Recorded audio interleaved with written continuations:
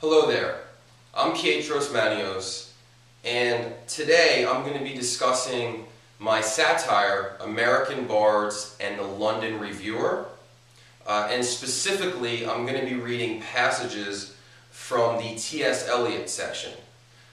I started this satire in the early part of the decade, and I set it aside for a while, and I've most recently come back to and essentially finished it. So maybe 2002 it began, and it's 2011 now. I'm just finishing it. But essentially what it is an argument of sensibility.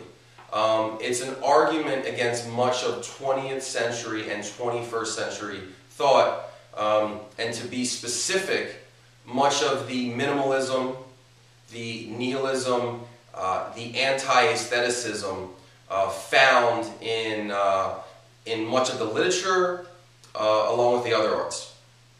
So it's a work of literature and a work of literary criticism.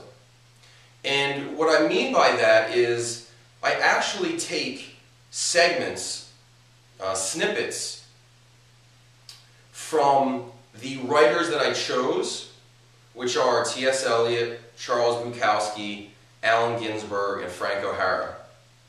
And I excerpt those segments, and then beneath it, I argue against it. It's an argument both of theme and of style.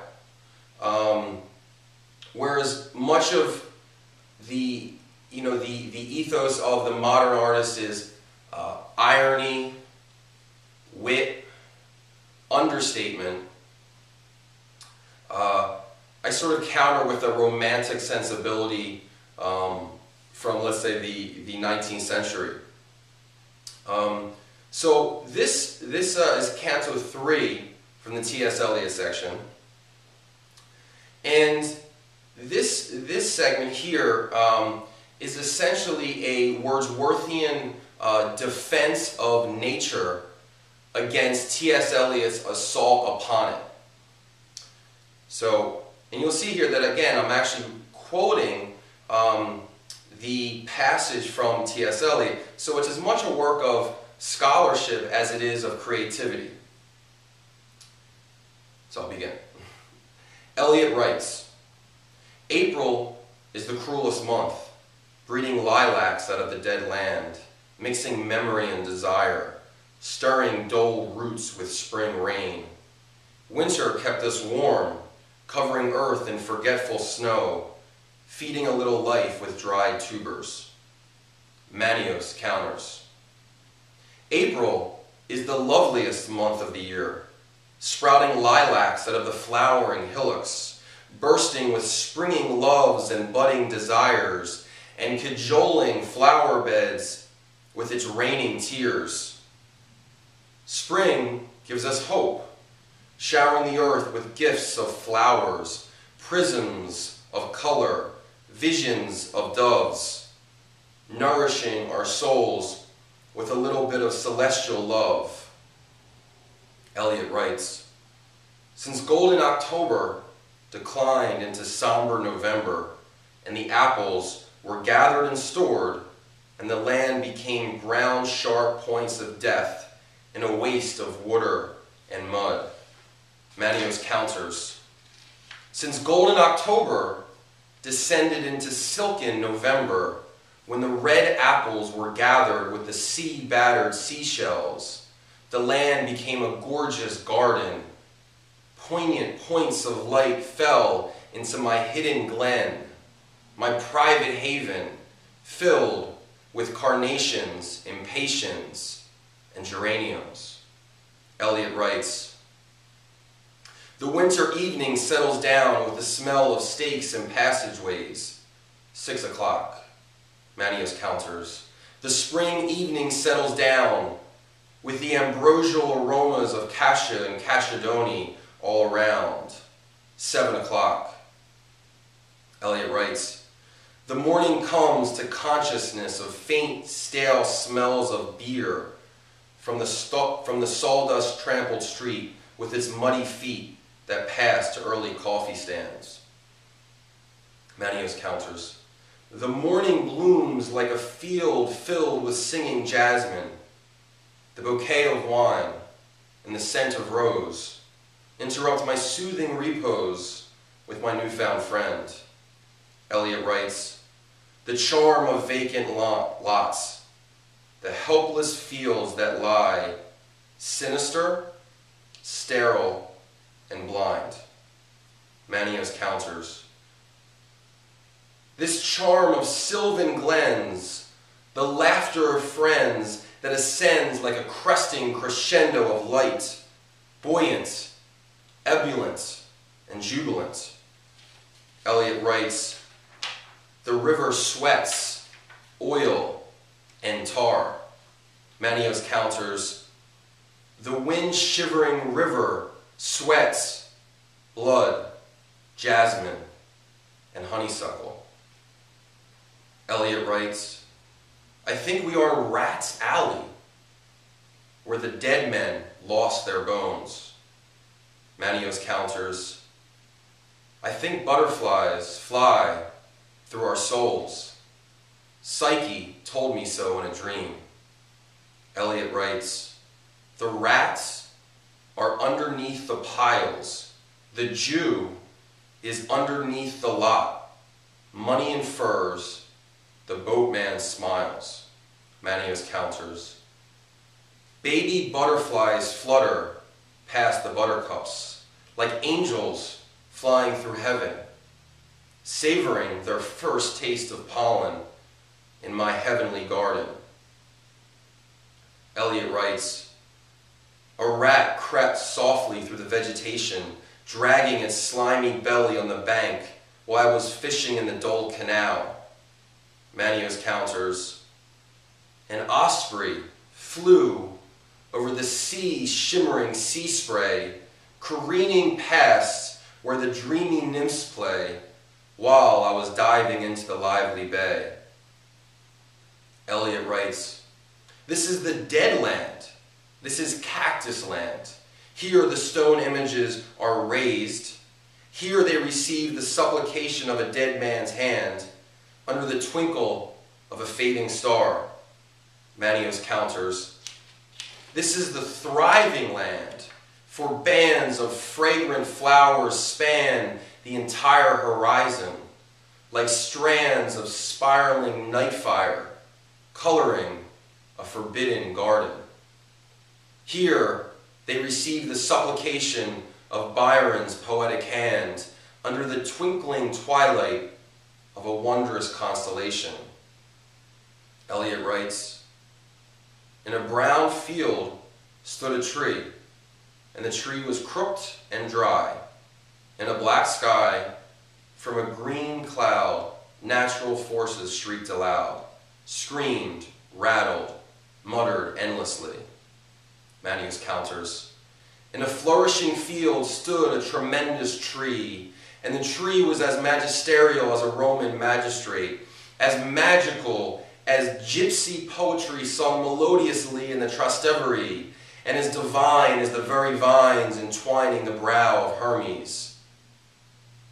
Under a violet sky, from a thunderous cloud, nature unfurled her majestic power aloud, for lightning tore through the furious sky like a torrid beam of light.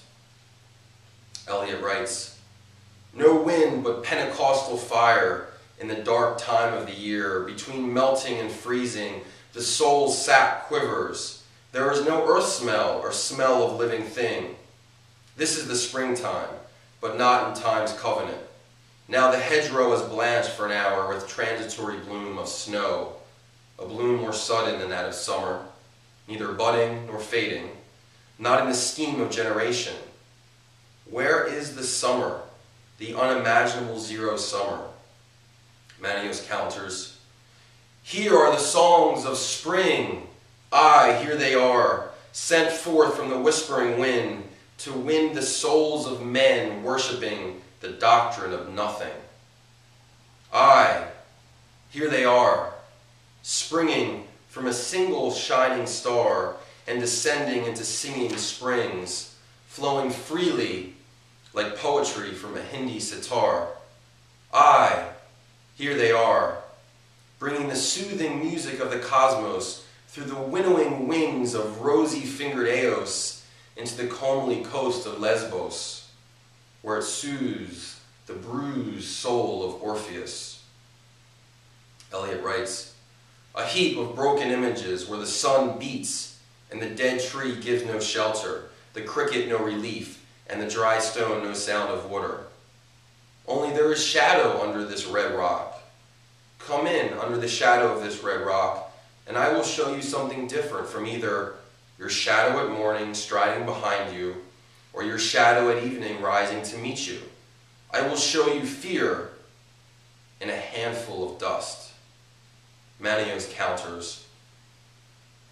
A collage of immaculate images where the sun beats down upon them like an avalanche of glittering gems. The blossoming tree provides shade. The song thrush sings songs flushed with lush paeans, and the water gently flows into the gentle glade. Come in under the shadow of this flower-kissed mountain and take a sip from this timeless fountain before I show you something different from your present ideology or your modern philosophy.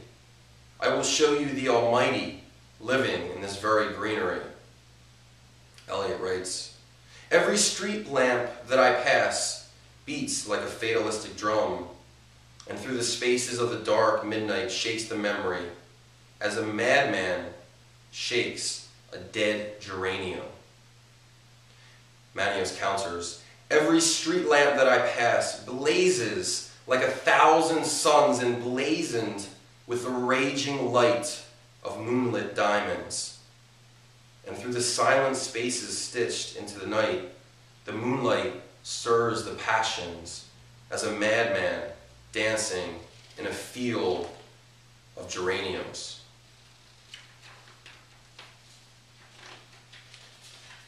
Eliot writes, geraniums, geraniums, on a third-floor windowsill.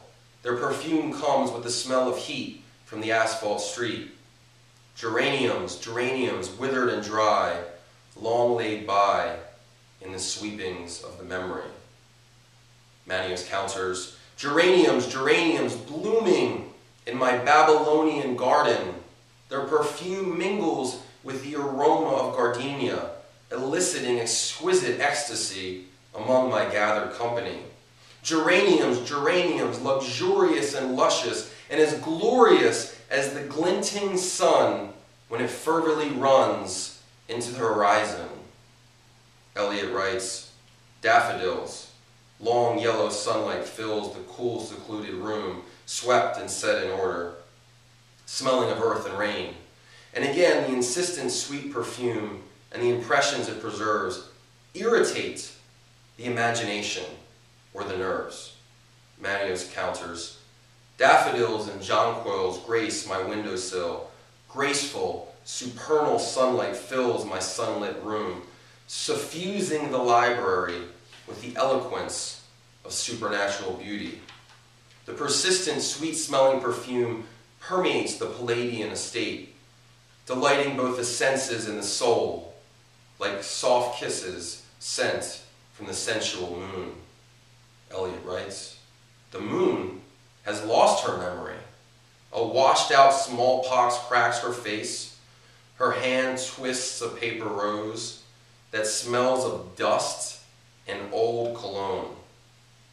Maneos counters, the magnificent moon, that crescent of light, that sickle of blissful mystery, whose alabaster eyes are burnished with ivory, burned with ichor, and bursting with lapis lazuli.